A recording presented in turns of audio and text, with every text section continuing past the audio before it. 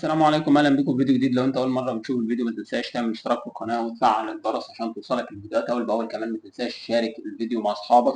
لو عجبك الفيديو ان شاء الله يعجبك الفيديو مقدما. فيديو النهارده هنعرف فيه مع بعض بكل سهوله ازاي حضرتك اما تشتري جهاز كمبيوتر او تشتري جهاز لابتوب ازاي هتعرف المواصفات بتاعته كامله بامر واحد. طبعا زي ما حضرتك شايف انا حاجه على عدسه البحث من هنا او على قائمه ستارت زي حضرتك ما تحب، واكتب الامر اللي حضرتك شايفه ده دي اكس دياج بالشكل ده.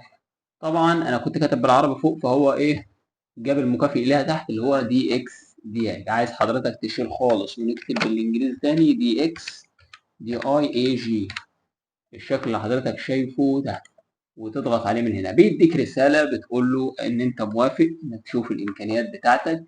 حضرتك بتستنى ثواني كده بيبدأ يظهر معاك. أول حاجة يظهر معاك السيستم ونظام التشغيل بتاعك ويندوز 11. ظهر معاك تاريخ اليوم، يعني كل حاجة عن الجهاز ظهرت معاك. موديل الجهاز الكمبيوتر اللي أنا شغال عليه ظهر. أدي البروسيسور وأدي الميموري اللي هي الذاكرة العشوائية اللي هي الرامة يعني. تمام،